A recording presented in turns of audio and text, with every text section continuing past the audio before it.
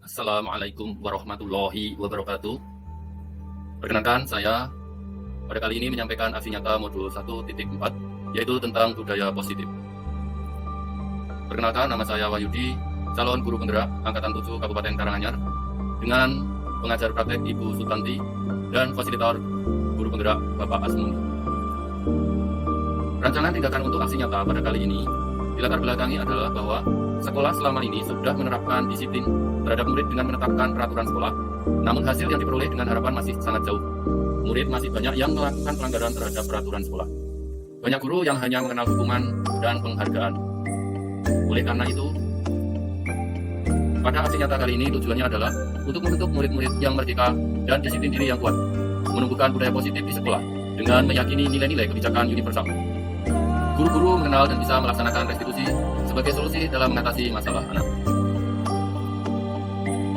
Kalau ukur keberhasilan aksi nyata saya kali ini adalah yang pertama, terbentuknya keyakinan kelas melalui kegiatan kesepakatan kelas yang dilakukan guru, mapel, dan siswa. Yang kedua, siswa mampu menerapkan dan menjalankan keyakinan kelas yang telah dibuat. Yang ketiga, guru memahami tentang disiplin positif, teori kontrol, dan restitusi. Langkah-langkah tindakan yang akan dilakukan yang pertama adalah menghadap kepala sekolah. Yang kedua, membentuk keyakinan kelas di kelas. Kemudian mengumpulkan rekan guru untuk dilaksanakan diseminasi tentang budaya positif, di mana pada kali ini kami berkolaborasi dengan rekan kami, sejawat yang juga calon guru penggerak. Kemudian berkoordinasi dan berkolaborasi dan memantau, merefleksi, mengevaluasi keyakinan kelas yang telah dibuat. Berikut aksi nyata dalam pembentukan keyakinan kelas. Anda harus mengikuti itu, tidak ya. Dan seperti itu ya, itu peraturan.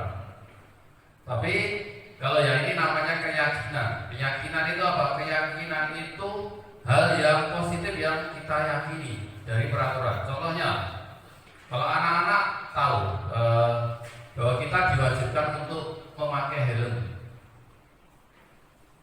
tahu ya? Ya, kalau berkendara itu dipakai helm. Itu kenapa harus pakai helm? Apakah karena kita hanya mengikuti dari aturan SOP? Lain SOP? Ya, keselamatan. Saya yakin dari sebagian besar orang itu yakin bahwa keselamatan itu sebagai faktor utamanya. Orang segamanya nggak usah itu ada aturan ya. Asalkan itu paham bahwa fungsi dari helm adalah untuk keselamatan untuk diri kita sendiri. Jadi itu berada atau berasal dari diri kita sendiri. Ya, itu namanya keyakinan. Jadi keyakinannya apa? Yaitu keselamatan. Kemudian, saya contohkan lagi, kita harus pakai masker dulu pada saat COVID. Ya, itu kenapa? Agar tidak terpapar. Ya, apa? Untuk tepuk 2, tepuk 3, tepuk 4, tepuk 5, tepuk fokus, mendengar, mengingat, fokus. Ya, tepuk tangan lagi bersama. Siap. Oke, sekali ya. Ini tanda, nah ini sudah. Nah, sekarang ada kosongan ini apa? Ya, kosongan ini yang isi adalah Anda. Ya. Tadi saya sampaikan kita di sini nanti akan belajar keyakinan. Keyakinan itu apa tuh?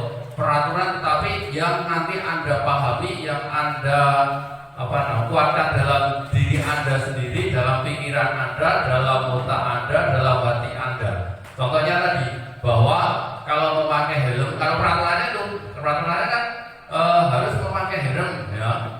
Harus memakai helm ya. Pada saat mengendarai kendaraan itu nilai kebajikannya, kebajikan itu yang baik ya, itu adalah keselamatan. Paham ya? Kemudian kan tadi memakai masker, harus memakai masker misalnya. Ya, itu berarti itu peraturannya. Kemudian keyakinannya adalah kesehatan. Paham? Oke, dan nanti silakan nanti untuk anak-anak nanti menuliskan 3 nilai kebajikan yang nanti Anda terapkan. Ini 3 nilai kebajikan yang nanti Anda terapkan di bengkel ya. yang Anda pahami, yang Anda betul-betul yakini gitu ya. Nanti setelah itu ditempel di depan. Yang kosong itu tempel ke semua, tidak apa-apa ya.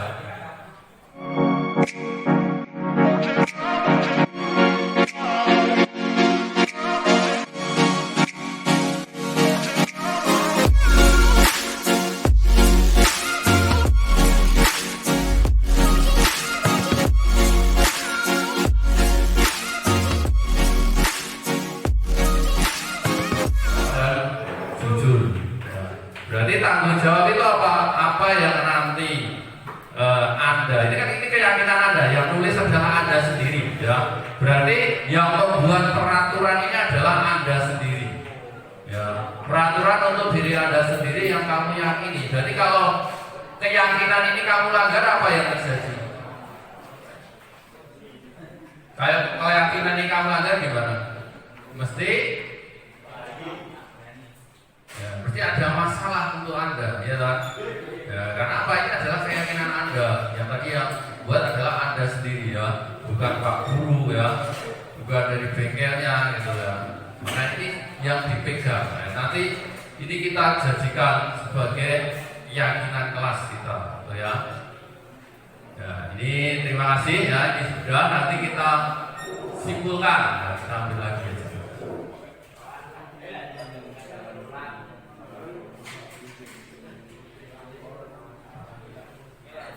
Assalamualaikum warahmatullahi wabarakatuh.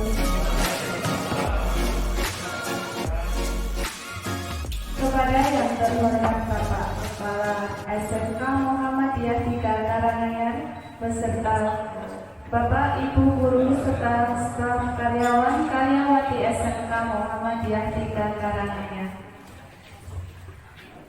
Alhamdulillahirabbil alamin wassalatu wassalamu ala asyrofil anbiya'i wal mursalin wa ala alihi washabihi ajmain, amma ba'du. Puji syukur kita panjatkan kehadiran Allah Subhanahu wa taala yang mana pada pagi hari ini kita dapat berkumpul kembali setelah sekian lamanya kita libur dalam keadaan sehat walafiat. Pagi hari ini kita ada kegiatan yaitu diseminasi budaya positif serta kegiatan rapat semester genap awal tahun 2023. Untuk mempersingkat waktu, kami bacakan susunan acara yang akan kita jalani nanti. Yang pertama pembukaan, yang kedua sambutan oleh kepala sekolah, yang ketiga diseminasi budaya positif, yang keempat rapat dinas awal semester genap, dan yang kelima penutup. Marilah kita buka acara pada pagi hari ini dengan bacaan basmalah bersama-sama. Bismillahirrahmanirrahim. Semoga dengan bacaan basmalah tadi acara akan berjalan dengan lancar dan bermanfaat. Kami lanjutkan acara yang berikutnya, yang kedua, yaitu sambutan. Kepada Bapak Burhan Mustaqim kami persilahkan. Assalamualaikum warahmatullahi wabarakatuh. Alhamdulillahirabbil alamin wa bihi nasta'in ala taufiqil din asyhadu an la ilaha illallah wa asyhadu anna Muhammadar Rasulullah. Allahumma shalli ala Muhammad wa ala ali Muhammad. Amma ba'du. Bapak Ibu guru yang saya hormati, dan Bapak Ibu karyawan SMK Muhammadiyah 3 Karanganyar yang berbahagia, puji syukur kita aturkan kepada Allah Subhanahu wa taala. Kesempatan pagi hari ini alhamdulillah kita bisa koordinasi di awal semester ini. Ada agenda yang harus kita ketahui bersama. Mudah-mudahan kehadiran Bapak Ibu semuanya di ruangan ini dalam keadaan sehat walafiat, amin. Yang kedua, salawat serta salam kita aturkan kepada junjungan kita Nabi besar Muhammad Sallallahu Alaihi Wasallam. Bapak Ibu yang saya hormati, langsung saja untuk kegiatan rapat dinas pada kesempatan hari ini sekaligus ini kegiatan implementasi hasil belajarnya Pak Wahyudi dan Pak Fajar. Diseminasi budaya positif yang akan disampaikan yang pertama oleh Bapak Wahyudi SPD. Kepada beliau kami persilakan. Assalamualaikum warahmatullahi wabarakatuh. Alhamdulillahirabbil alamin wa bihi nasta'inu ala umuri dunya waddin. Wassalatu wassalamu ala asrofil anbiya'i wal mursalin. Asyhadu an la ilaha illallah wa asyhadu anna Muhammadan abduhu wa rasuluhu amma ba'du. Kepada yang terhormat Bapak Kepala SMK Muhammadiyah 3 Karanganyar, kepada Bapak Ibu guru serta staf tata usaha SMK Muhammadiyah 3 Karanganyar yang saya hormati. Yang pertama dan utama, marilah kita panjatkan puji syukur kepada Allah Subhanahu wa taala atas segala rahmat dan hidayahnya sehingga pada pagi hari ini kita bisa menghadiri kegiatan rapat dan sekaligus diseminasi dari kegiatan ini. Masya Allah semuanya dalam keadaan sehat walafiat. Dan salam dan selawat semoga tetap tercurah limpahkan kepada junjungan kita Nabi besar Nabi Muhammad SAW yang kita tunggu syafaatnya di dalamnya. Bapak Ibu yang kami hormati, sebelumnya mungkin izinkan kami untuk berdiri biar tidak kaku gitu ya. Ya, sebelumnya saya ucapkan banyak terima kasih atas kehadiran kerawan dari Bapak Ibu semuanya. Jadi setelah kegiatan Bapak Ibu untuk ya ada beberapa yang cuti atau libur semester dasar, kemudian untuk mengawali kegiatan pada pagi hari ini, mengawali kegiatan di awal semester genap ini, kita juga melaksanakan tugas karena kita sebagai peserta dari calon guru penggerak ini diwajibkan untuk mendiseminasikan dari kegiatan yang sudah kita laksanakan ya. Itu kami berdua, saya sendiri Wahyudi, kemudian dari Pak Fajar Ahmad Nugroho SPD ya. Jadi kami sudah melewati satu modul, di mana satu modul itu terdiri dari 4 sub ya, modul ya, yaitu modul 1.1 itu tentang filsafat filosofi Ki Hajar Dewantara. Tentu Bapak Ibu juga mengenal beliau ya sebagai Bapak Pendidikan Indonesia ya. Kemudian modul 1.2 yaitu tentang peran dan guru penggerak, nilai-nilai guru penggerak. Kemudian modul 1.3 ini visi guru penggerak. Dan yang keempat ini adalah tentang budaya positif. Kemudian yang kedua, pemberian dukungan dengan hal-hal positif itu dapat meningkatkan disiplin anak. Kemudian yang ketiga, memberi penghargaan dapat meningkatkan motivasi belajar anak. Semoga Bapak Ibu bisa memberikan pendapat setuju apa tidak, rasanya apa begitu gitu. Kita sharing saja. Jadi di sini kami tidak menggurui, kita belajar bersama saja ya, kita sharing ya. Semoga nanti juga bisa memberikan tambahan hasanah pengetahuan kita. Ya. Monggo Bapak Ibu, siapa yang mau berpendapat? Mungkin yang pertama dulu. Jadi mendisiplinkan anak itu dengan hukuman itu anak harus dipaksa dahulu, nanti akan terbiasa. Dua, sinten? Siapa? Bapak. Ya, Bapak Nadio.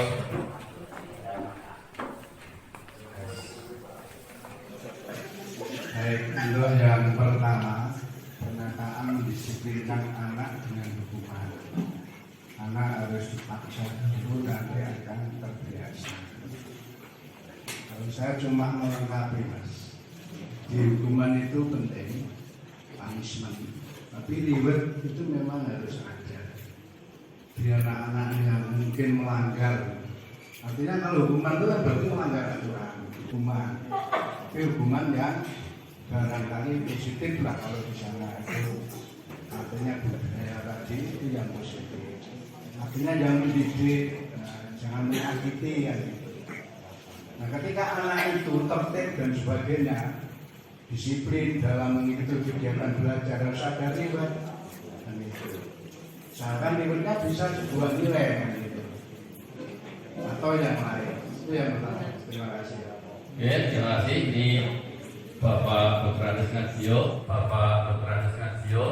sudah menyampaikan, berarti setuju gitu Bapak. Ya, jadi Bapak nanti setuju, tapi untuk hukumannya ya hukuman yang mendidik begitu gitu Pak.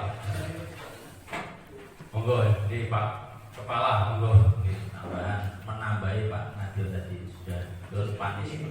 Penghargaan misalnya, wah anak itu maju, ya mina, wah bagus sekali Anda sudah mengerjakan baik, ya. Itu ribet itu ya.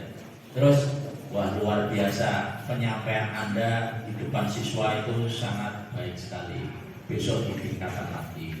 Jadi berpikirnya itu yang namanya bukan hanya tambahan hanya sekedar nilai saja. Anak-anak itu kalau diberi bentuk ucapan-ucapan seperti itu malah justru yang lebih mengena. Maka yang kedua ini yang masuk di situ, hal-hal yang positif itu. Jadi ketiganya sudah masuk.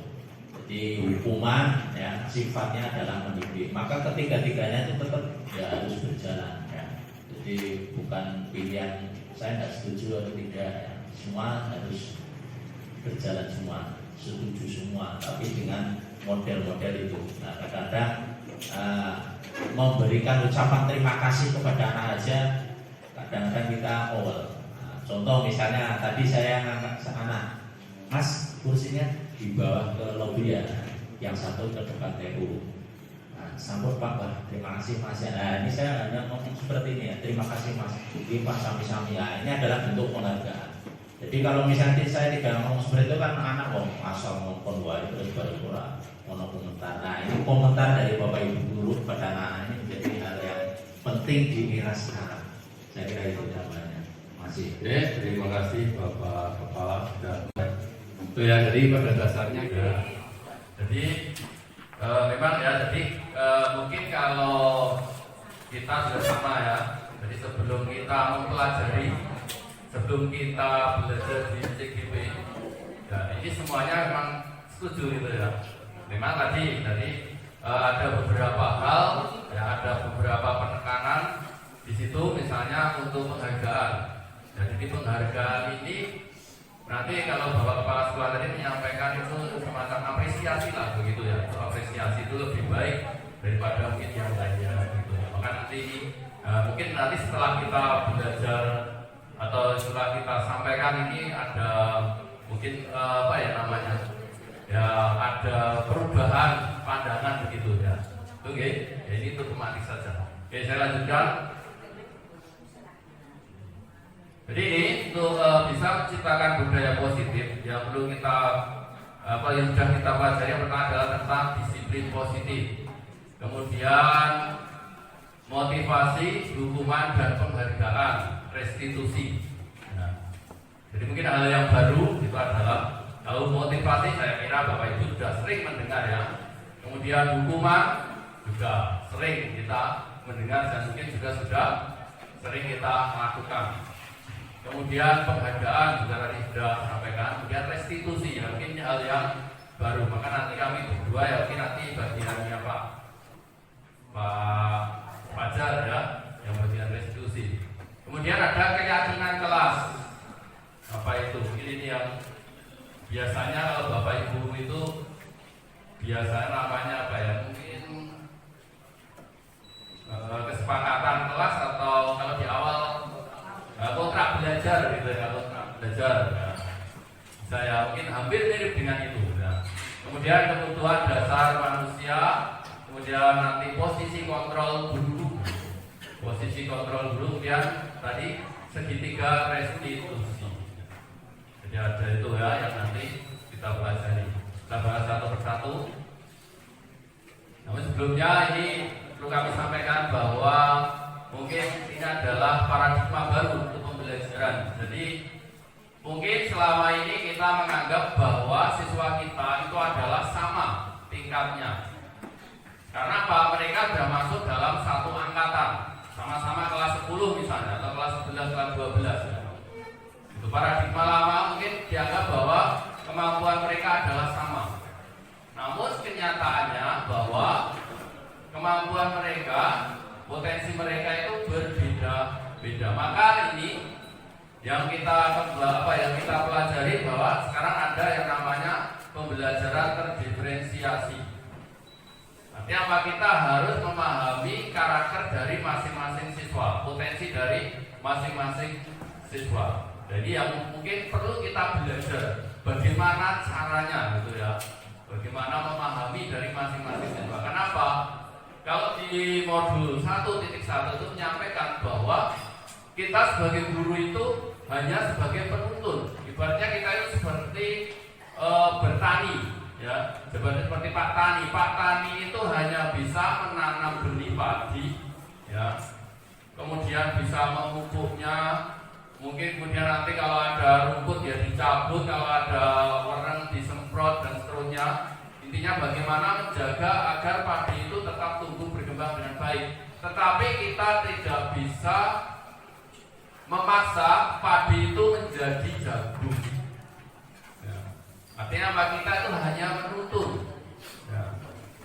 Makanya kalau dulu Ki Hajar Dewantara itu mendirikan yang namanya taman siswa. Artinya apa? Berarti belajar itu dianggap seperti taman gitu loh. Ya. Menyenangkan, ya. Menyenangkan bagi anak. Harapannya nanti belajar itu sungguh motivasinya itu dari dalam dirinya sendiri, ya. Bukan karena dipaksa. Mungkin yang sulit itu ya. Jadi seperti itu. Dan ini paradigma barunya seperti itu. Jadi kalau sekarang ini untuk mewujudkan yang namanya profil pelajar Pancasila itu sebagai nilai-nilainya. Apa mauan Bapak Ibu profil pelajar Pancasila? Ya kelas 10 yang ngajar.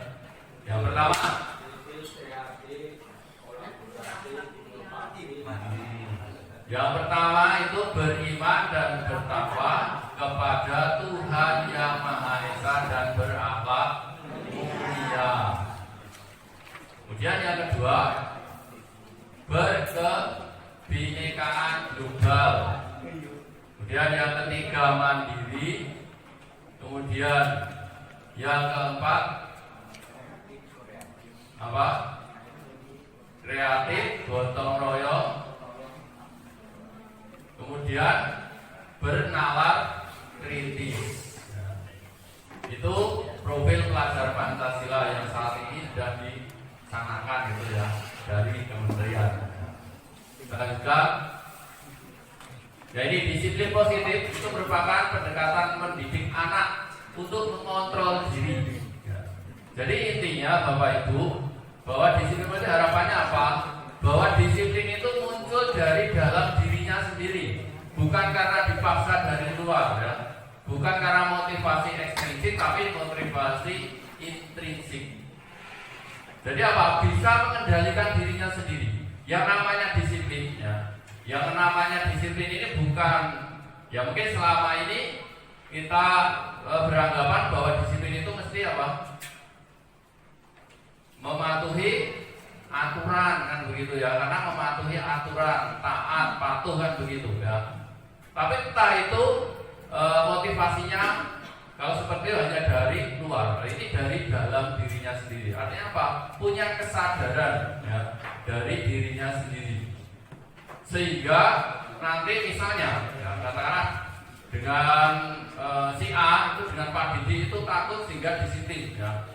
Tetapi mungkin dengan Pak Daru, karena Pak Daru orang beda dengan Pak Didi, ya nanti beda perlakuannya. Itu berarti anak itu melakukan disiplin itu bukan karena motivasi intrinsik, tetapi karena ekstrinsik. Jadi tidak bisa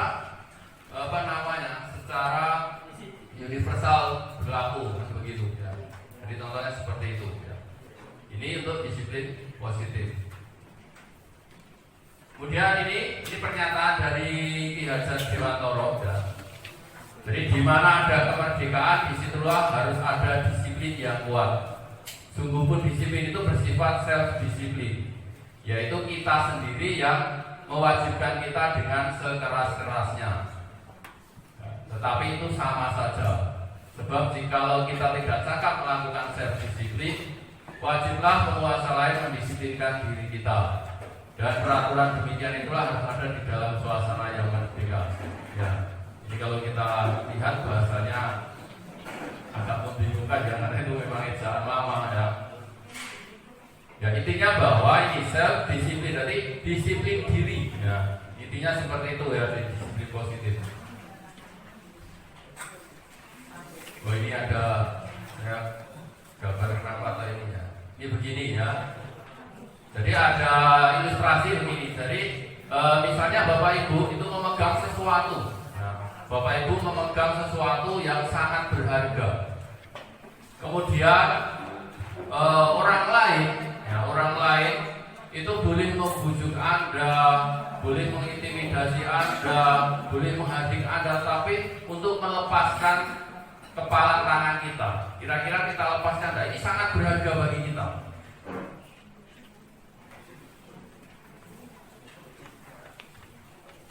Ini sangat berharga ya. Entah dikasih uang berapapun, karena sangat berharganya. Gitu loh ya. Kira-kira dilepaskan enggak? Karena ini sangat berharga bagi kita. Dilepaskan enggak?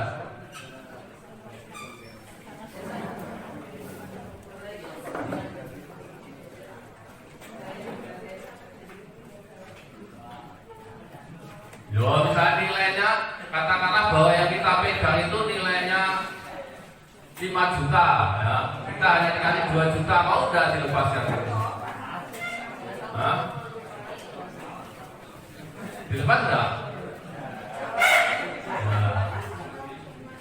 Kemudian intinya begini Bapak Ibu, kita mau melepaskan ini itu sebenarnya adalah kehendak kita. Tahu? Kehendak dari yang menggenggam tangan ini. Apakah saya mau melepaskan apa tidak? Kalau itu memang tidak mau melepaskan, juga akan tergenggam terus kan begitu. Artinya apa? Sebenarnya kita tidak bisa merubah atau apa namanya ya, tidak bisa mengatur orang lain. Nah, kalau dari orang itu tidak mau mengatur dirinya. Kalau kita tidak secara sukarela atau istilahnya utang terpaksa, tapi kita memang mau mengiyakan bahwa kita mau membuka tangan ini, ya berarti kita tidak akan membuka ini kan begitu. Ya. Artinya apa? Kita itu tidak bisa mengendalikan orang lain, tapi orang lain itu atau diri kita sendirilah yang bisa mengendalikan diri kita. Ya.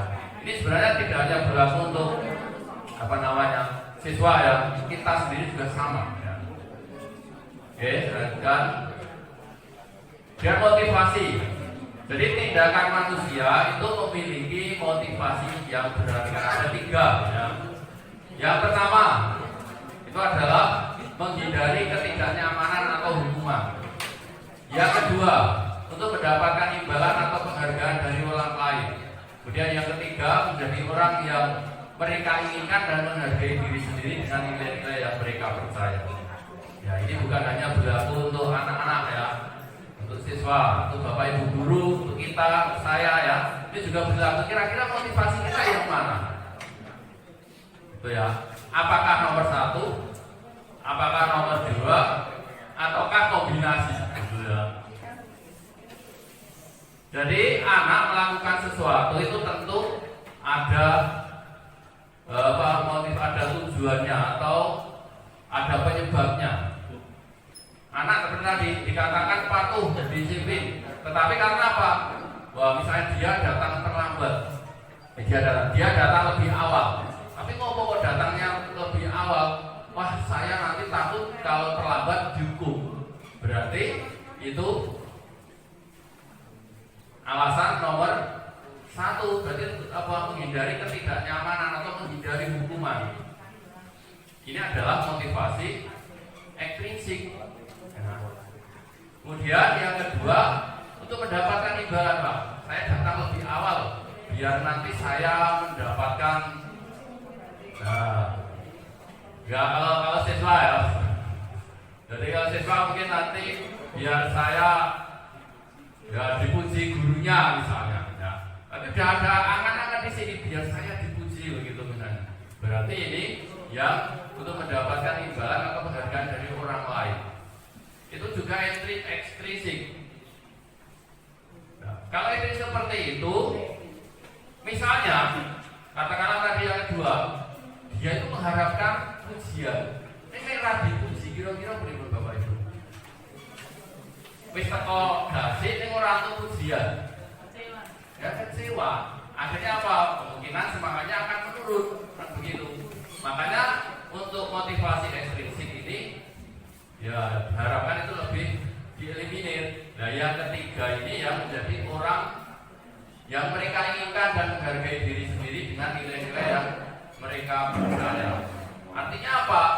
Saya kalau datang lebih awal itu bukan karena saya takut dihukum, bukan karena saya mengharapkan imbalan, tetapi saya memang meyakini bahwa ketertiban itu nanti berguna bagi saya, itu misalnya. Ya. Itu adalah nilai intrinsik. Jadi apapun kondisinya tidak akan terpengaruh kan begitu. Ya. Ya, semoga Bapak Ibu juga sama ya, datang ke mengajar, datang tepat waktu bukan hanya karena mengharapkan transportnya saja, gitu ya. Wah, terima kasih ya, pengen transport itu ya. Tapi karena itu memang sudah tugas kita tahu persis tugas kita, kewajiban kita. Itu berarti motivasi yang ketiga ini. Gitu ya. Oke, saya lanjut. Nah ini tadi yang tadi sebagai pemantik tadi ya, hukuman, penghargaan, satu lagi ya Pak, restitusi gitu ya. Konsekuensi, sebenarnya ada konsekuensi. Ini ada hukuman, ada penghargaan, ada konsekuensi. Bedanya apa? Ya. Jadi begini, ini ya. Hukuman itu pengendalian perilaku seseorang yang bersifat memaksa. Intinya kalau hukuman itu mesti memaksa, gitu ya. Karena mau tidak mau dilakoni, gitu. Kemudian penghargaan tadi itu sebagai bentuk pengendalian seseorang juga. Ya. Dengan suatu benda atau peristiwa yang diinginkan. Apalagi kalau penghargaan ini awalnya yang disampaikan. Contohnya begini, misalnya kamu harus tertib masuk sekolah, ya. Nanti saya belikan HP, ya. Nanti saya belikan HP. Berarti motivasinya bukan nanti dia itu tertib sekolahnya itu karena apa ya? Tahu nilai dari nek tertib kui nanti akibat ke dirinya nanti jadi apa begitu. Artinya saya nanti jadi orang yang berguna, saya jadi orang yang disiplin. Tidak seperti itu. Tetapi yang positif digagas mau HP ini karena apa? Penghargaan. Jadi seperti itu ya, itu juga motivasi ekstrinsik. Kalau itu terwujud ya alhamdulillah gitu ya. Tapi kalau tidak terwujud apa? Akibatnya misal delalai ya, pas wis tertib sudah datang tidak terlambat, tertib sekolah ning delalai HP-nya rumusut didukok nih gitu. Saya yakin jadi kecewa. Maka penghargaan itu juga merupakan pengendalian. Jadi juga mengendalikan orang lain. Maka kalau menurut yang saya pelajari di sini, penghargaan itu juga kurang pas, gitu ya, untuk membentuk disiplin positif.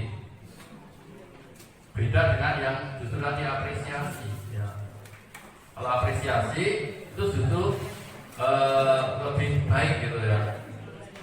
Tapi kalau yang penghargaan, kalau memang dulu kita mengenal ada reward, ada punishment kan begitu ya.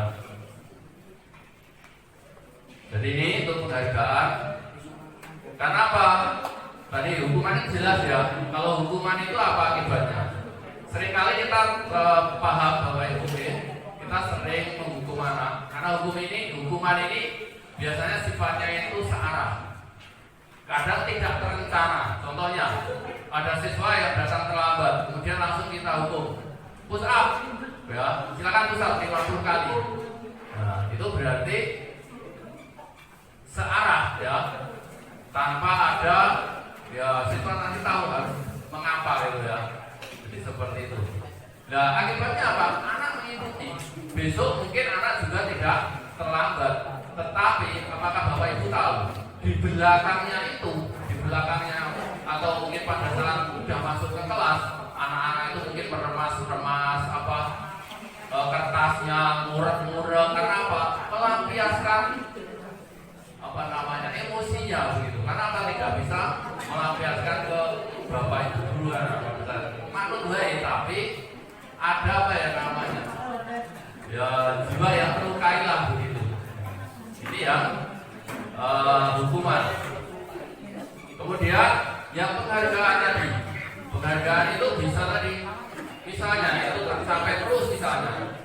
Ya kebetulan misalnya ada itu diilustrasikan siswa itu tidak bisa tertib masuk ke kelas, ya, tidak bisa tertib masuk ke kelas, antri, tidak mau ngantri, jadi kalau itu di anak SD ya.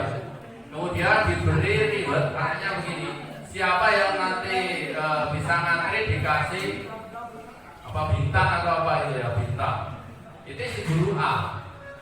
Ya, berjalan 1 kali, 2 kali tertib, begitu terus. Tetapi setelah ganti guru yang lain, karena tidak tahu kalau guru yang pertama tadi setiap masuk ternyata memberikan bintang, tidak dikasih bintang, ya kurang mari lagi. Ya. Artinya apa? Tidak tertib lagi. Artinya apa? Karena Bapak siswa ini tidak memahami arti pentingnya dari nilai yang harusnya dilaksanakan tadi. Jadi seperti itu. Ya, ini motivasi ekstrinsik. Ya. Jadi seperti itu. Kemudian selain itu penghargaan ini juga nanti bisa mengakibatkan mengurangi motivasi juga bisa, malahan mengurangi kreativitas juga bisa. Kemudian apa lagi Pak? Kemudian juga bisa memutus hubungan juga bisa, karena begini, kalau ada penghargaan seperti ini misalnya, makanya ini kalau sekarang itu kita itu memang tidak dianjurkan memberikan ranking sebenarnya. Karena apa? Ranking itu melukai yang lainnya. Ya, jadi seperti itu ya. Jadi kalau misalnya si A apalagi itu dari di sekolah itu bukan persaingan, intinya seperti itu. Karena apa? Kadang-kala itu malah berdiri contohnya. Nah, makanya ini untuk penghargaan itu juga kurang dibenarkan. Lanjut. Kemudian konsekuensi tadi ini belum ya. Ada lagi konsekuensi. Kalau konsekuensi begini, intinya misalnya anak berlari-lari, kemudian mungkin di kelas itu ada minum, kadang-kadang ada yang bawa minuman, kemudian minumannya itu disinggol dia tumpah, gitu kan? Disinggol dia tumpah. Dan kemudian anak membersihkan, berarti sudah konsekuensinya itu ya. Sudah tahu ya, berarti kalau menumpahkan berarti harus membersihkan. Jadi seperti itu. Ya. Jadi konsekuensi. Jadi dia sudah paham. Ini tingkatannya lebih tinggi daripada hukuman. Atau juga bisa, misalnya guru olahraga ya. Misalnya di lapangan anaknya datang terlambat, kemudian siswanya itu disuruh lari 2 kali lapangan. Ya. Ini juga termasuk konsekuensi, tapi beda.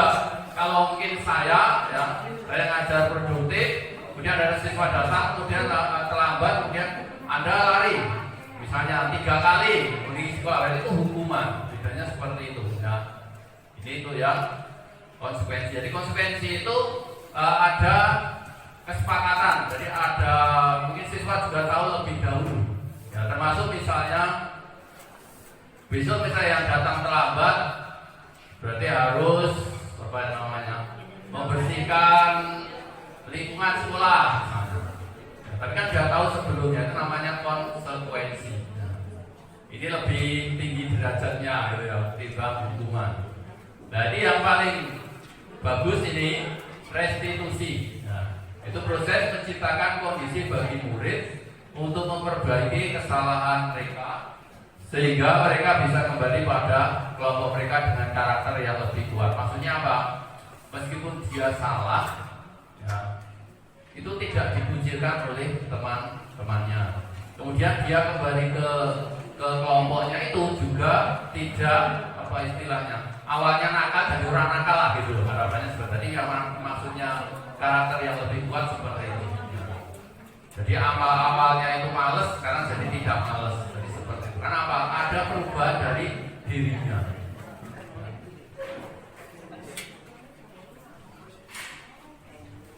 Dan ya ini sekali ya sudah saya sampaikan ini. Jadi hukuman itu menunjukkan identitas gagal, bahwa siswa itu gagal. Biasanya kan hukuman begini, kamu lagi ya terlambat lagi, kapan nggak terlambat? Itu berarti itu juga bahwa itu dia gagal gitu ya. Kemudian kalau konsekuensi ini menunjukkan identitas sukses. Ya. Jadi di situ contohnya mana ya? Ya ini, jadi saya bacakan sedikit ya. Jadi yang identitas gagal, sesuatu yang menyakitkan itu harus terjadi. Kalau konsekuensi sesuatu harus terjadi. Restitusi merupakan pilihan. Jadi restitusi itu pilihan, tawaran, gitu ya. Contohnya itu misalnya saya contohkan di hukuman, misalnya ini peraturannya adalah misalnya kamu datang tidak boleh terlambat, kamu harus apa gitu ya, kamu harus gitu ya. Dan biasanya hukuman ini kalau Bapak Ibu melaksanakan ya, ini mesti dengan nada yang keras ya, nada yang keras. Jadi sama, energi kita juga terkuras ya. Ini untuk hukuman. Kemudian kalau konsekuensi ini lebih datar ya. Kenapa? Kita kembali nih. Contohnya nih, apa peraturannya? Mampukah kamu melakukannya? Terima kasih. Kalau yang restitusi, ini apa yang kamu yakini? Berarti nanti kita harus tahu yakini itu apa, keyakinan itu apa saja. Ya. Apa yang bisa kamu lakukan untuk memperbaiki masalah ini? Jadi restitusi ini bisa dikembalikan ke anaknya sendiri malahan. Ya. Bukan kita yang menentukan. Kalau biasanya kan kita yang menentukan. Dan ini memang perlu kita belajar. Ya. Bagaimana menumbuhkan itu, artinya siswa itu mau berpikir juga untuk memperbaiki kesalahan. Jadi restitusi ini lebih cenderung bukan kita fokus ke masalah, tapi bagaimana mengatasi masalah. Jadi seperti itu ya restitusi. Ya. Nanti akan dijelaskan lebih lanjut oleh Pak Fajar ya, yang restitusi. Kemudian keyakinan kelas. Nah, ini tadi keyakinan kelas kalau mungkin dulu kita menyebutnya kontrak belajar. Ya. Kontrak belajar itu biasanya berisi apa Bapak Ibu? Nah, peraturan dan hukuman biasanya kan seperti itu. Nah kalau keyakinan kelas ini ya hampir sama dengan itu. Jadi ada peraturan-peraturan yang ada di kelas itu, tetapi kita ambil nilai-nilai kebajikannya. Nilai kebajikannya, ini nilai-nilai kebajikan universal. Jadi keyakinan dibuat berdasarkan kondisi atau keadaan dan mampu dilakukan oleh semua warga kelas. Nanti ada yang keyakinan kelas. Untuk langkahnya ini nanti perlu Bapak Ibu lakukan, karena kalau kita mau melaksanakan restitusi ya, yang disiplin positif, kita harus punya keyakinan kelas terlebih dahulu. Nah kalau belum punya, ditanyakan nanti keyakinan kelas kita apa? Kita belum pernah buat, ya bingung anaknya gitu ya. Tapi perlu disampaikan, dan ini adalah kesempatan yang bagus Bapak Ibu, karena di awal semester ya, di awal semester ini sudah saya lakukan ya.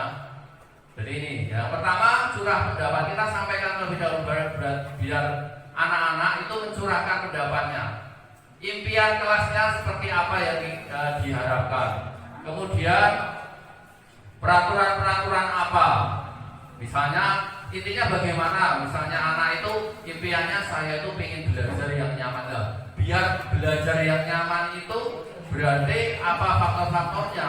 Misalnya saya tidak ingin diganggu temannya, tulis saja gitu ya. Itu suruh tulis. Jadi kita sebarkan kita kalau saya pakai stick note itu ya. Saya sebarkan stick note. Ditulis semuanya apa saja. Misalnya saya nggak seneng kok kalau pas belajar sampahnya banyak, berarti harus membuang sampah di tempat sampah misalnya. Kemudian apalagi khususnya datang tidak terlambat, apalagi dan seterusnya ya. Itu nanti anak-anak biar berpikir sendiri ya. Tentu kita pancing ya kalau di awal ya, karena ini memang juga belum pernah ya. Jadi ini, kemudian setelah anak-anak menulis seperti itu di stick note ya, mungkin kita beri kesempatan menulis mungkin impian kelasnya atau peraturan-peraturan yang harus dilaksanakan, termasuk HP. Kadang-kala kan mohon maaf, misalnya si A itu main HP, sebenarnya si B itu nggak seneng, you know. Mungkin suara dari HP-nya itu mengganggu. Aku jadi pengen mau ke Pak Guru. Ini kok konco kok dolanan HP. Ya, kadang-kadang seperti itu. Nah, itu biar dicantumkan di situ ya. Misalnya pada saat belajar tidak boleh main HP. Nah, semuanya ditulis. Ya, semua setelah ditulis kemudian kita sediakan itu kan kalau stiker bisa ditempel saja di papan tulis. Kemudian kita tulis satu-satu semuanya. Ya mungkin dalam 1-2 jam pelajaran itu baru selesai, tidak masalah ya. Kita mau membuat keyakinan kelas ini, jadi ditulis, ditempel, kemudian dirangkum. Nah, untuk keyakinan kelas itu tidak boleh menggunakan kata-kata negatif. Contohnya tidak boleh membuang sampah sembarangan, diganti kalimatnya. Nah, buang sampah pada tempatnya. Nah, seperti itu. Kalimat positif gitu ya. Jadi yang tidak itu diganti, ya seperti itu. Siswa tulis dulu aparat kita ya merumuskan. Itu nanti juga masih dirumuskan lagi. Ya. Kemudian misalnya tidak boleh main HP, artinya berarti nanti itu nilai kebajikannya apa? Nanti mungkin diambil yang langsung nilai kebajikannya. Kemudian tidak boleh berlari-lari di kelas. Diganti kalimatnya kan tidak boleh berlari-lari, diganti apa? Berjalanlah di kelas gitu ya. Jadi bisa dengan kalimat yang berbeda ya. Kemudian susun keyakinan kelas, artinya setelah kita tentukan itu kita pilih, kita gabung. Saya yakin dari beberapa dari 36 siswa itu mesti ada yang hampir mirip-mirip, kemudian bisa dikelompokkan jadi satu bagian ya. Kemudian nanti kita simpulkan menjadi nilai kebajikan. Nilai kebajikan itu apa? Misalnya begini Bapak Ibu, saling menghormati itu toh. Jadi yang singkat ya, saling menghormati misalnya, atau malah nilai kebajikannya hormat saja boleh ya. Kemudian tanggung jawab, disiplin, komitmen. Nah, jadi jadinya seperti itu. Nah itu nanti disepakati, kita pilih 3-7 saja keyakinan kelas ya. Kenapa? Itu nanti biar mudah diingat. Misalnya nanti anak melakukan pelanggaran, nanti bisa kita kembalikan ke keyakinan ini. Karena sudah disepakati tadi. Ya misalnya anak datang terlambat, berarti dia tidak mematuhi peraturan itu, berarti tidak komitmen. Berarti apa yang dilanggar? Komitmen. Misalnya pinjam buku orang dikembalikan ke tempatnya, berarti tanggung jawabnya gitu. Anak nanti paham gitu loh ya. Jadi ada nanti pada saat kita melakukan restitusi ini ada yang kita tanyakan gitu ya. Tapi kalau keyakinan saya nggak tahu gitu ya. Nah ini mungkin Bapak Ibu monggo nanti bisa dipraktekkan ya. Terutama ini yang calon-calon bergerak juga.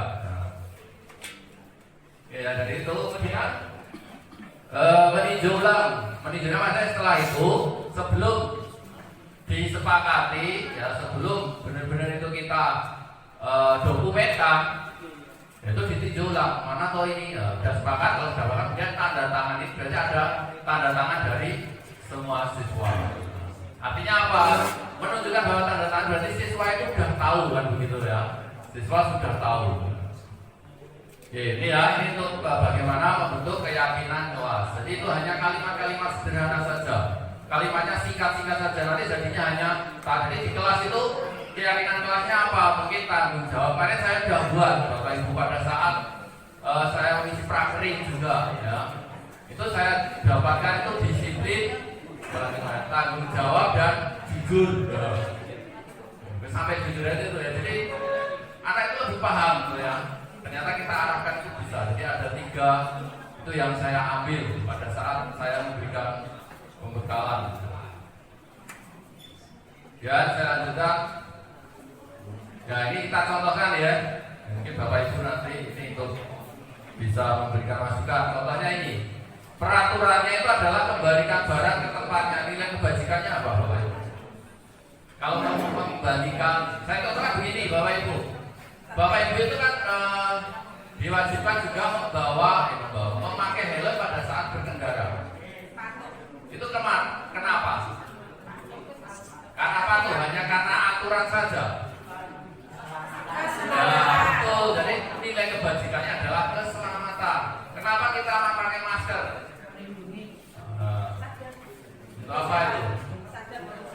Artinya kan dari secara umum, secara universal, itu semua tahu bahwa helm itu adalah untuk keselamatan. Murah karena kita itu mengikuti aturan kepolisian itu loh.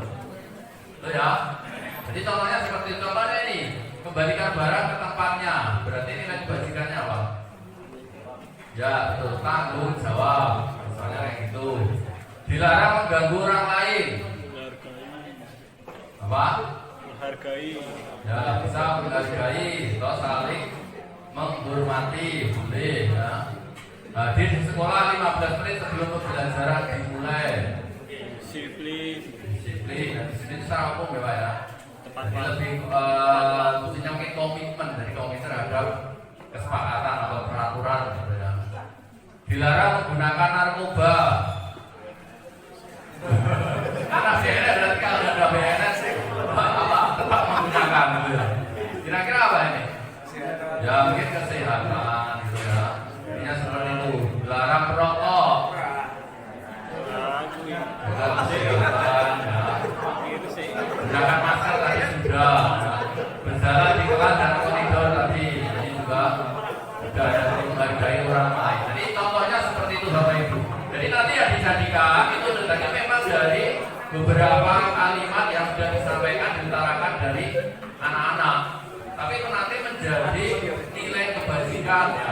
Jadi kalau perlu, tapi sayangnya di tempat kita kelasnya itu pindah-pindah. Kalau tidak pindah-pindah itu ditempel di kelas masing-masing gitu loh ya. Jadi nanti tahu oh nilai kebajikannya ini gitu loh. Jadi Pak Dida mengingatkan di otak kita, di pikiran kita, ya, di hati kita begitu. Sama ya jadi baik guru maupun anak-anak ini bisa dilakukan, saya kira ya.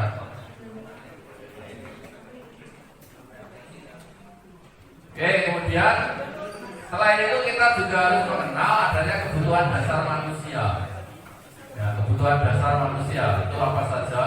Yang pertama adalah bertahan hidup. Nah, jadi gini loh maksudnya, anak itu melakukan sesuatu mesti ada alasannya. Nah ini kalau di segitiga institusi nanti akan disinggung.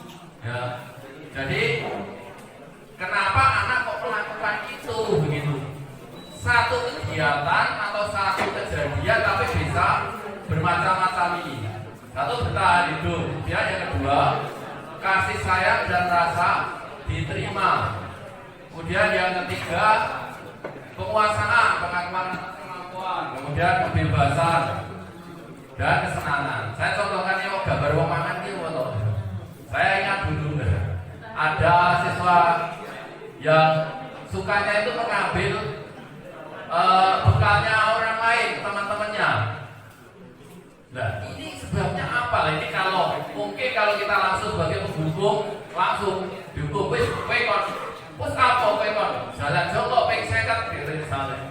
Tapi kita kan nggak tahu sebenarnya alasannya apa. Nah ini yang perlu kita tanya, ojo sidik-sidik langsung nyalakan gitu loh maksudnya ya. Paling nanti kita kalau tahu penyebabnya ini kebutuhan dasar kan apa? Anak itu melaksanakan pelanggaran, melakukan pelanggaran itu karena ini kebutuhan dasarnya itu tidak terpenuhi. Tapi yang menonjol yang mana itu beda-beda. Saya contohkan ini Bapak Ibu. Tadi ya, dia mengambil bekal temannya. Kalau kita tanya, kalau jawabannya saya dari apa? Dari pagi belum makan. Betul. Dari pagi belum makan, saya tidak diberi bekal orang tua. Berarti ini adalah kebutuhan dasarnya apa Bapak Ibu? Ya, ini kebutuhan dasarnya adalah bertahan hidup. Jadi yang bertahan itu tuh hubungannya fisiologis, ya.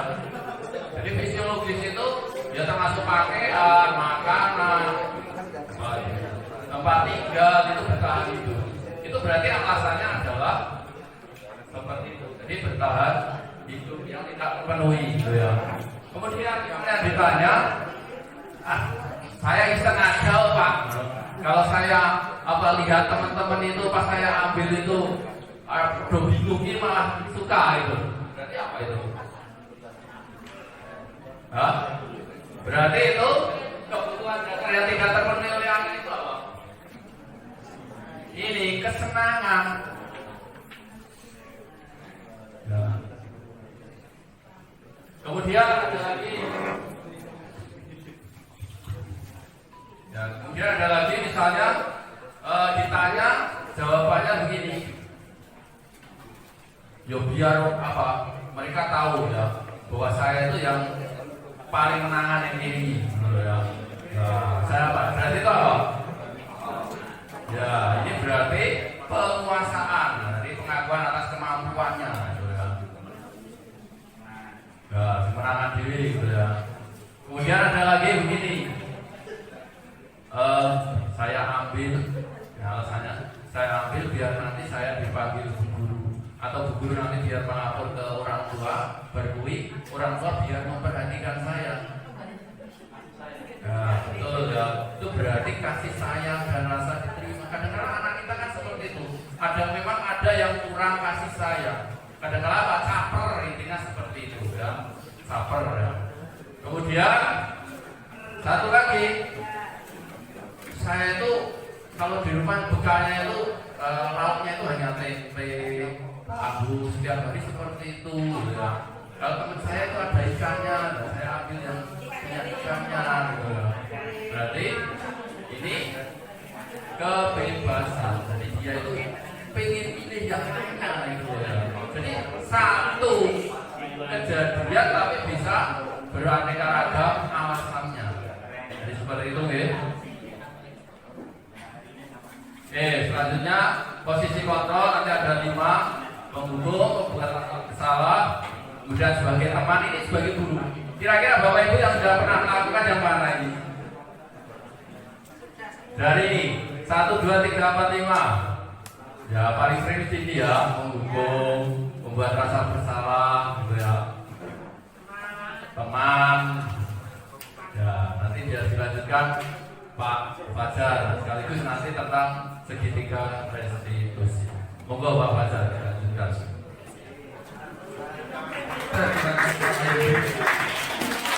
Assalamualaikum warahmatullahi wabarakatuh. Yang saya hormati Bapak Ibu Guru SMK Muhammadiyah 3 Karanganyar dan staf karyawan. Atau gredek ini guru pertama Barkah Dupencita. Di sini saya akan menjelaskan melanjutkan budaya positif itu bisa terjadi kalau ada yang meliputi 5 tadi. Yang pertama disiplin positif, kemudian ada hukuman, ada yang dinamakan motivasi, ada yang dinamakan tadi itu restitusi. Nah di sini saya akan melanjutkan yaitu posisi kontrol. Posisi kontrol di sini karena kita sebagai pendidik, jadi yang dikontrol.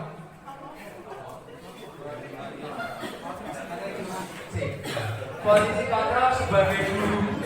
Posisi kontrol sebagai guru itu ada 5. Yang pertama yaitu sebagai penghukum. Yang kedua pembuat rasa bersalah.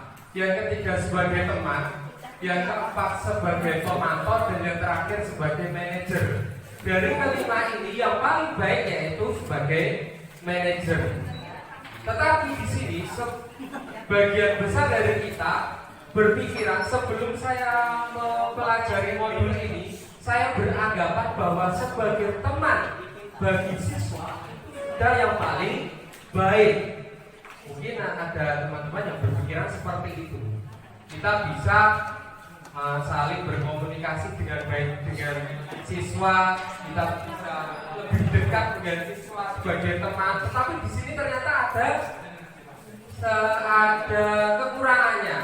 Misal kita sebagai teman tidak dihormati oleh siswa. Kalau kita merasa siswa kita itu merasa kalau gurunya itu teman, jadi kan rasa menghormati gurunya berkurang. Maka dari itu setelah saya mempelajari ini, oh iya, hanya sebagai teman dengan siswa itu kurang. Nah, kemudian yang penghukum, kita lanjut yang bawah lagi, penghukum.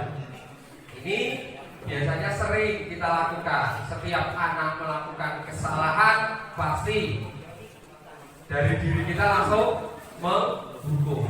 Jadi siswa melakukan salah, kita langsung melakukan hukuman. Itu berarti posisi kontrol kita sebagai penghukum. Kemudian yang kedua, membuat rasa bersalah. Maksudnya bagaimana membuat rasa bersalah? Jika siswa itu melakukan kesalahan, kita panggil orangnya, anaknya.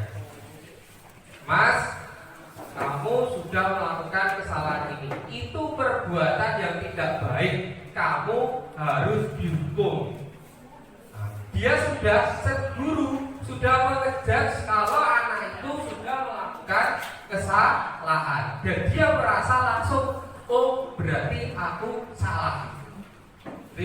Itu membuat rasa bersalah. Kalau teman seperti yang saya jelaskan yang pertama tadi, yang sering kita lakukan, yang sering kita kerjakan.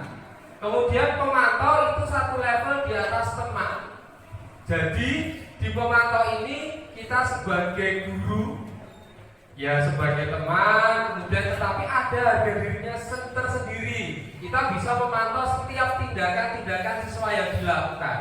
Dan yang paling baik yaitu manajer.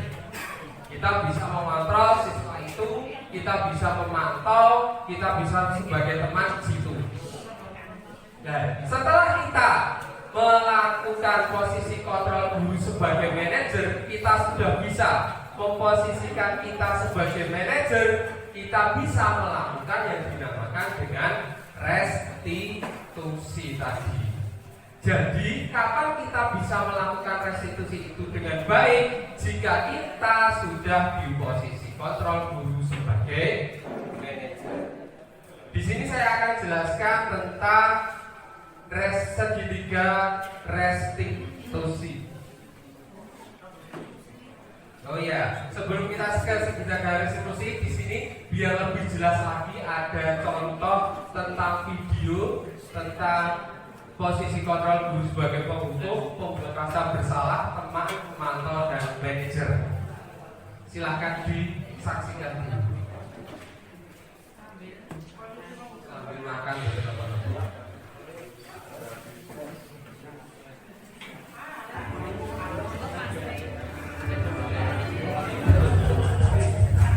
Yang posisi pertama yaitu sebagai penghukum.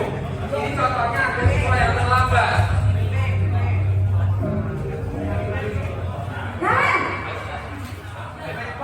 Sini kamu.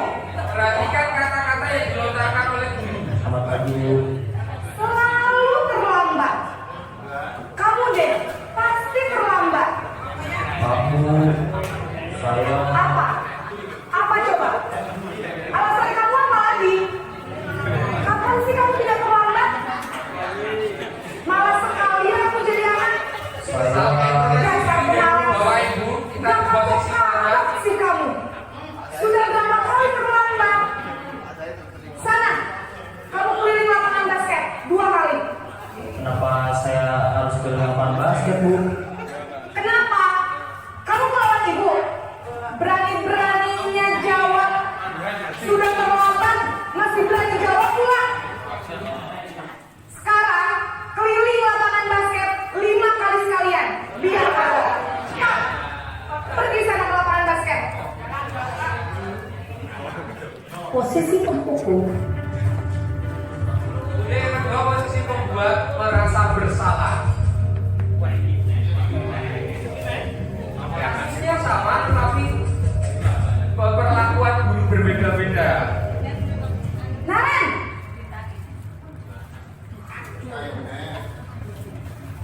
Selamat pagi, Bu. Naren, kamu kenapa terlambat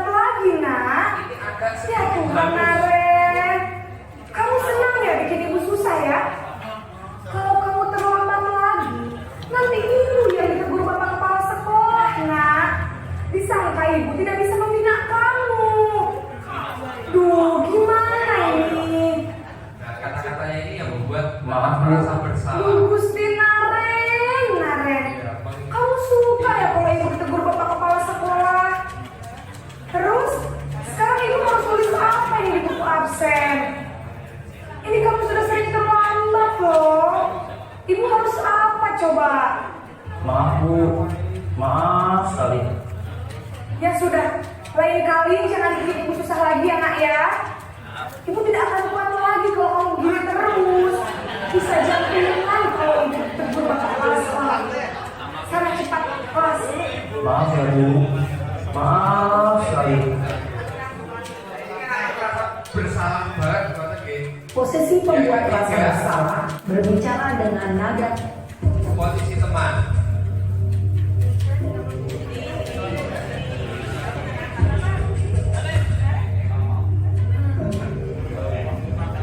Naren,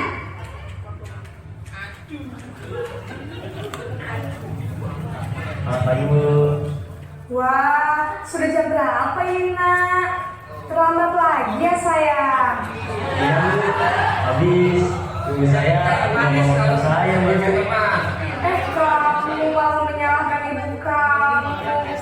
Kamu bukannya anak yang larinya paling kencang. Kok terlambat sih? Iya Bu, saya memang terlambat bangun tadi. Jadi biarpun saya lari kencang, tetap gak kekejar Bu. Ya sudah sana. Nanti lain kali larinya lebih kencang lagi ya. Biar gak terlambat lagi. Bikin senang ibu demi ibu. Bisa kan? Bisa lah Bu. Ya sudah sana masuk kelas. Ibu beresin urusan absen kamu. Kamu ini ada-ada saja.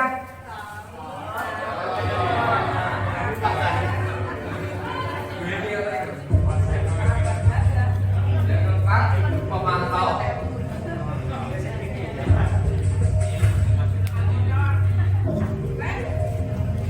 Naren,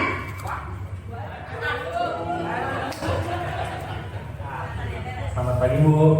Naren, apa peraturan sekolah kita tentang jam berapa kita harus masuk sekolahnya? Kita harus di sekolah jam 7 Bu. Iya betul, sekarang sudah jam 7.20. Naren sudah tahu konsekuensinya jika terlambat hadir. Paham Bu, saya harus tinggal kelas pas jam istirahat selama 20 menit. Iya benar, konsekuensinya demikian. Jadi nanti jam 9.30 pas istirahat, kamu harus tinggal di kelas, kerjakan tugas tambahan untuk ketertinggalan kamu, ya? Baik Bu. Nah ini ada konsekuensi. Kemudian yang ketiga, terakhir posisi manajer. Ini yang paling baik diterapkan bagi anak-anak.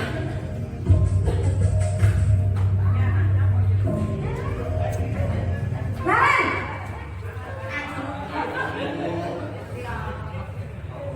Selamat pagi Bu. selamat pagi Naren. Maaf Bu, saya terlambat. Iya, sekolah masuknya jam 7, sekarang sudah jam 7.20.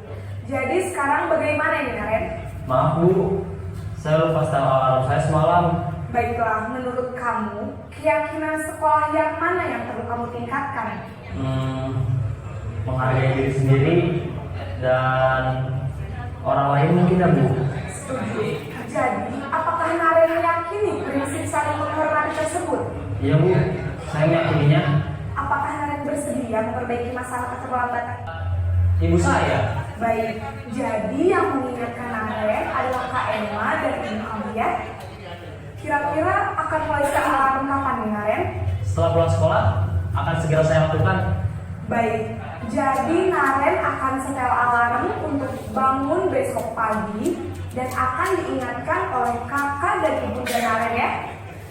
Ada lagi yang mungkin perlu dilakukan Naren agar tidak terlambat bangun lagi. Tidak ada Bu. Baik Naren, terima kasih untuk kerjasama kamu. Sekarang kamu perlu kembali ke kelas untuk belajar. Baik Bu, terima kasih. Nah itu tadi 5 posisi kontrol guru. Nah yang paling baik yaitu manajer. Kenapa? Karena di manajer itu kita bisa menunjukkan motivasi inti dari siswa tersebut tidak melakukan kesalahan lagi, kesalahan yang sama lagi. Mungkin nanti bisa muncul kesalahan yang baru lagi. Kita juga harus sebagai manajer lagi. Kemudian ada sedikit yang biasanya kita lakukan, yaitu kan kita sebagai teman tadi. Nah, apa kelemahan dari posisi kontrol sebagai teman? Itu karena yang pertama tadi kita merasa kurang dihormati atau dihargai. Yang kedua, pasti anak itu nanti membeda-bedakan antara satu guru dan guru lain. Pak guru kae yang di kelas itu api-api Pak, tapi kok di kelas dia galak era. Nah itu nanti ada pembedaan antara guru satu dan guru yang lain.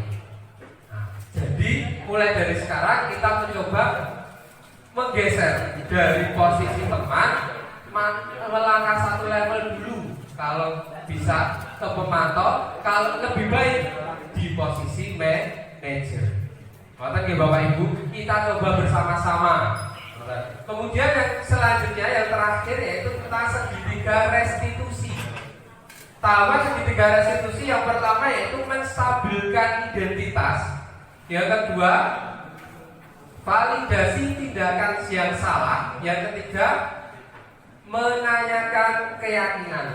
Segitiga restitusi ini bisa dilakukan kalau sudah ada keyakinan kelas atau keyakinan sekolah. Karena kenapa? Di tahap yang ketiga itu ada yang tidak. Tahap menanyakan keyakinan. Menstabilkan identitas itu intinya kita menetralkan anak dulu. Anak ben orang merasa dia yang paling salah, dia yang paling tidak benar, seperti itu.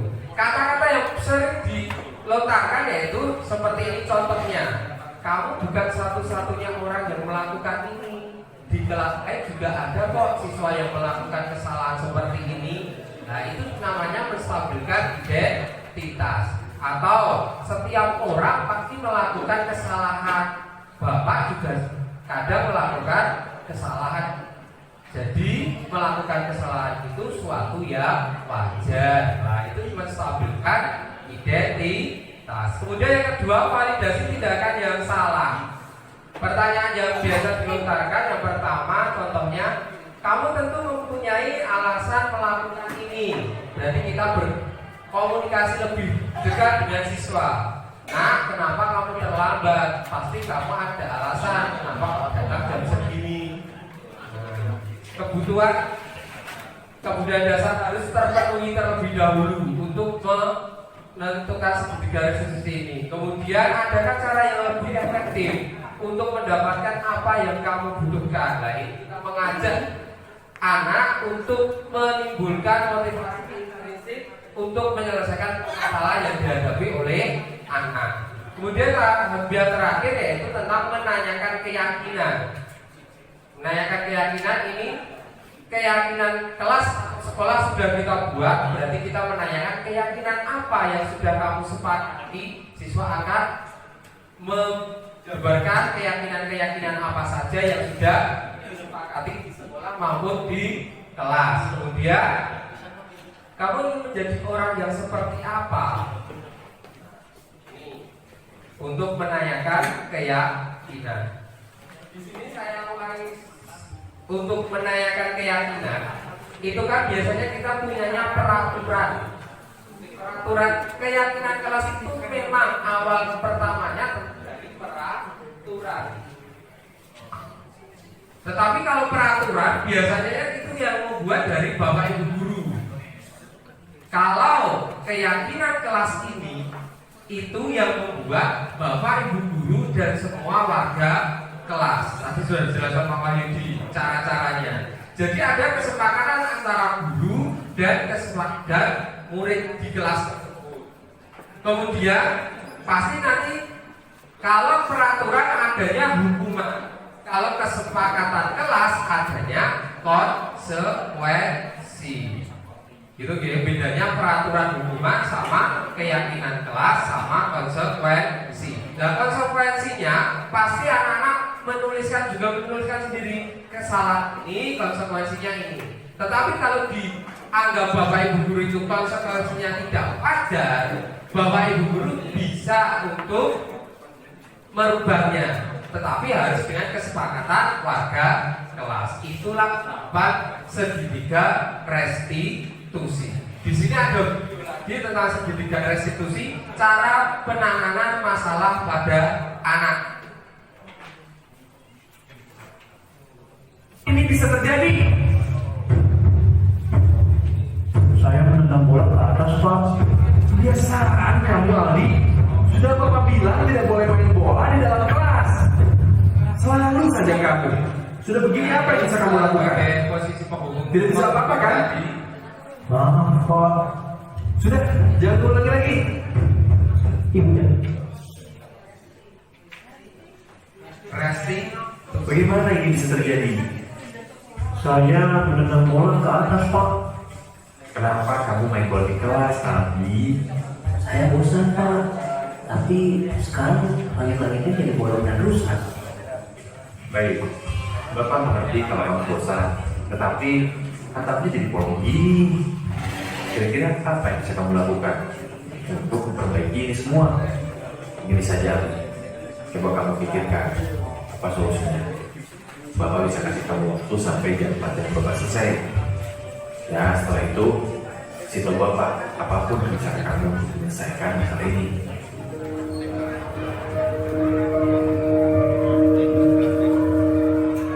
Maaf Pak, sepertinya saya harus menambah dengan menggunakan tripwire.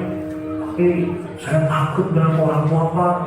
Saya juga tidak punya uangnya, tidak tahu caranya. Baik, terima kasih atas idenya Aldi. Gini saja, Bapak bisa bantu kamu bicara dengan orang tua kamu untuk menceritakan masalah ini dan juga masalah uang. Lalu kamu bisa ke Mang Acing untuk meminta tolong membantu memperbaiki atap kelas. Apakah itu membantu? Ya Pak. nah itu contoh penerapan segitiga restitusi terhadap permasalahan siswa. Ya, langkah-langkahnya terdapat pada ucapan yang diucapkan oleh Bapak Guru itu tadi. Kemudian yang sesi selanjutnya yaitu untuk penjelasan dari kami sudah cukup sampai di sini. Acara selanjutnya yaitu sesi tanya jawab. Dua pertanyaan kelompok Bapak Ibu yang akan bertanya. Sharing, oh itu ada Bu Yuli.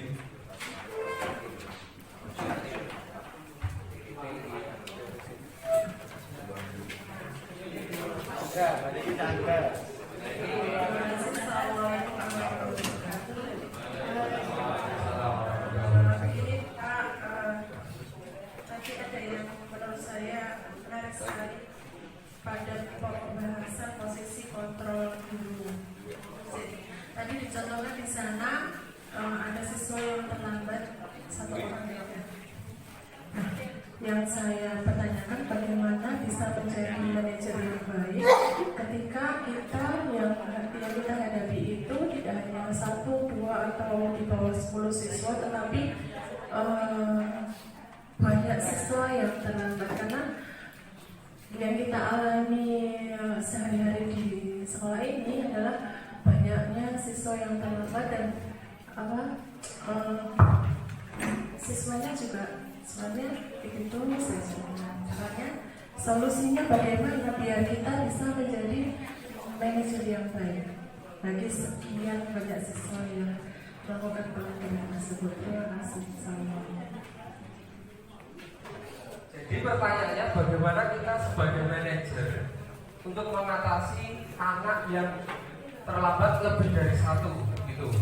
Pak harus bisa menjawab nanti tambahkan.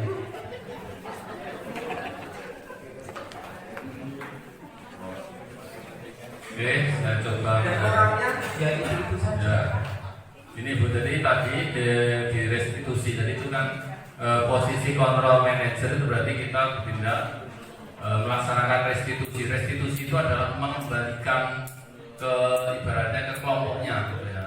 Tapi dengan kembalinya itu dia sudah ada perubahan sikap atau perubahan karakter, namanya seperti itu. kita laksanakan sama seperti teorinya, yaitu kita menstabilkan identitas terlebih dahulu.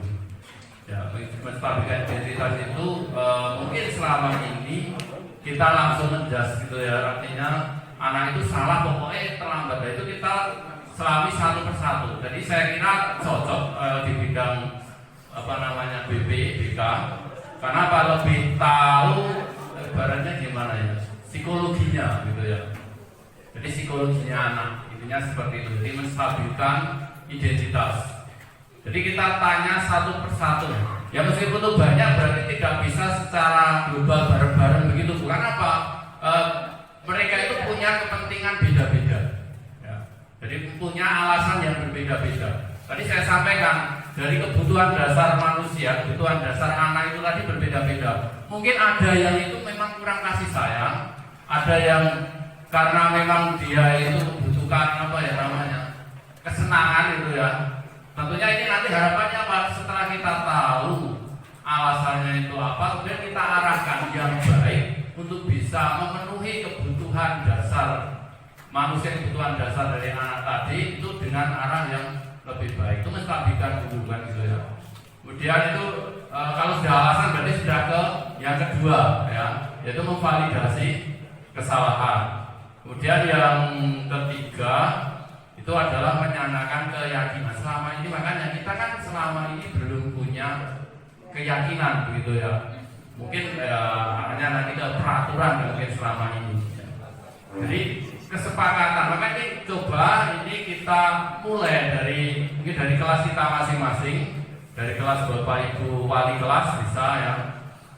Ini untuk membentuk keyakinan yang nantinya bisa mengarah ke yang sering terlambat, yang pada saat ini itu sering terlambat, itu berarti terlambat mungkin ke arah ke komitmennya atau apa, intinya yang nanti dipahami oleh anak-anak. Jadi saya kira ini lebih untuk penanganannya ini tidak bisa maksudnya berbarengan dulu. Apalagi kalau anaknya sama, kita tanyakan alasannya itu sebenarnya kalau terlambat itu apa. Begini Bapak Ibu, jadi dengan restitusi itu harapannya kalau anak itu sudah stabil identitasnya, ini dia akan jujur. Tapi kalau kita sebagai penghukum, mereka mengikuti arahan kita, tetapi kadang-kadang menyembunyikan.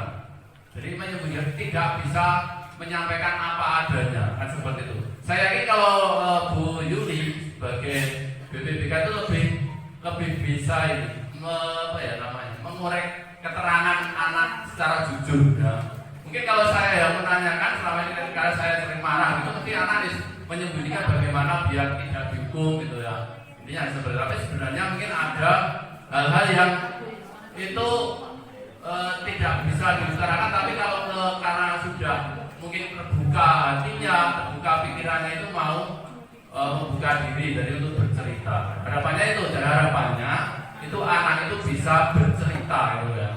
Harapannya seperti itu. Mungkin seperti itu yang dapat kami sampaikan. Pak Fajar menambahi. Mungkin saya menambahkan sedikit ya Bu Yuli. Tadi kan intinya yang ditanyakan kalau siswa yang terlambat itu lebih dari satu, penanganannya bagaimana? Bu, ya global banyak banget semuanya. Nah, sesuai dengan teori ini, karena kebutuhan anak itu berbeda-beda, jadi penanganannya harus satu persatu. Jadi tugas Bapak Ibu BP dan BK itu mesti jalan. Karena yang terlambat di sini setiap harinya itu tidak berkurang, tapi ada bertambah. Jadi setiap hari mungkin guru BP atau BK-nya itu dan kesiswaan melakukan restitusi dengan misal satu hari ada 10 orang atau lebih, jadi satu persatu Ibu. Kalau sesuai teori di sini. Nah, tetapi kita bisa menjalankan restitusi itu kalau punya keyakinan kelas. Sementara ini kan kita belum punya keyakinan kelas. Jadi menurut saya, saran saya, mungkin di setiap pembelajaran BP apa setiap kelas dibuat keyakinan kelas dulu. Jadi nanti kan kalau sudah anak terlambat, padahal guru BP dan guru BP-nya kan sudah membuat keyakinan kelas sendiri-sendiri. Setiap kelas pasti berbeda-beda. pasti siswa itu nanti juga mungkin yo 1-2 kayaknya lah busik nyantol walaupun orang kabeh. Nah itu mungkin salah dari saya. Nah, terima kasih Bu Yuli atas pertanyaannya. Untuk pertanyaan yang kedua,